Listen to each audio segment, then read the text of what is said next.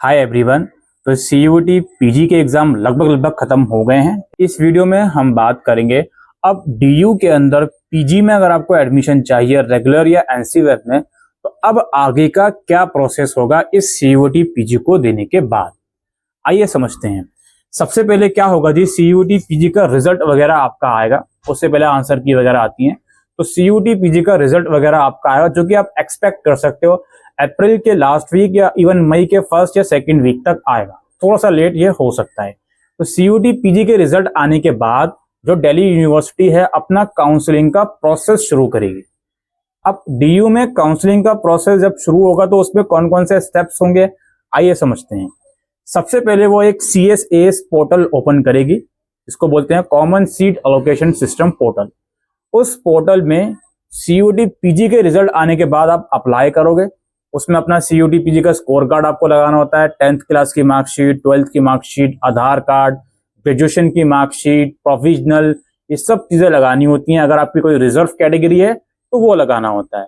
OBC और EWS वाले जो बच्चे हैं वो 31 मार्च 2026 के बाद का ही डॉक्यूमेंट लगाएंगे, इस चीज से अवेयर रहें। तो काउंसलिंग फॉर्म निकलेगा, ये कब निकलेगा, सीयूटी पीजी के रिजल्ट आने के कुछ समय के बाद। मई के मंथ में ही ये फॉर्म निकल सकता है, मिड मई या आफ्टर 20th मई। तो इस फॉर्म को आपको भरना है, अपनी पर्सनल डिटेल, एकेडमिक डिटेल्स देनी है और अपनी प्रेफरेंस डिटेल्स देनी है। Preference in the sense, for example मैंने एमकॉम के लिए सीयूटी दिया है। अब एमकॉम अलग अलग कॉलेजेस में डीयू में ऑफर होता है, हालांकि क्लासेस केवल नॉर्थ और साउथ में ही लगती हैं, लेकिन कॉलेजेस उसके अलग अलग हैं। तो फॉर्म फिल करते समय मुझे उसका प्रेफरेंस देना होता है कि मुझे फर्स्ट पर हंसराज रखना है या श्री राम रखना है, उस प्रेफरेंस की मैं बात कर रहा हूँ। तो ये काउंसलिंग वाले फॉर्म में चीजें होंगी।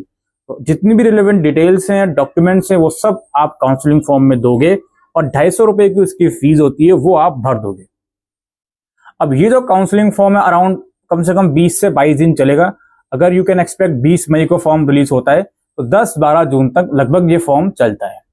उसके बाद क्या होता है जी, करेक्शन विंडो इस काउंसलिंग फॉर्म में ओपन होती है। रिजल्ट वगैरह डीयू के आते हैं तो आप अपनी मार्कशीट वगैरह अपडेट कर सकते हो, उसका समय आपको दिया जाएगा। ऑलराइट। अब इसके बाद डीयू जो है काउंसलिंग फॉर्म जो आपने भरा है इसका रिजल्ट पब्लिश करेगी। अब ये जो काउंसलिंग फॉर्म है ये रेगुलर और एनसीएफ वालों का था, केवल एसओएल का अलग से सेपरेट फॉर्म आता है, उसकी बात हम सेपरेट वीडियो में करेंगे। ठीक है। तो अब जो है आपने करेक्शन विंडो का एक्सरसाइज कर लिया, उसके बाद जो है शेड्यूल रिलीज होगा कि भाई फर्स्ट राउंड का रिजल्ट कब आएगा, सेकंड का, थर्ड का रिजल्ट कब आएगा। इनिशियली 3 राउंड्स यूनिवर्सिटी रिलीज करती है।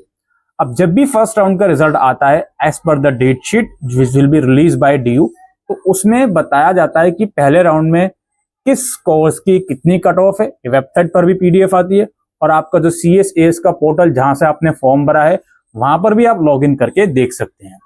उसमें आपको पता चल जाएगा कि आपको पहले राउंड में कोई सीट मिली है या नहीं मिली है, और उसमें आपको अगेन ये भी पता चलेगा कि आपके कोर्स की, आपकी कैटेगरी की लोएस्ट कट ऑफ कितनी गई है।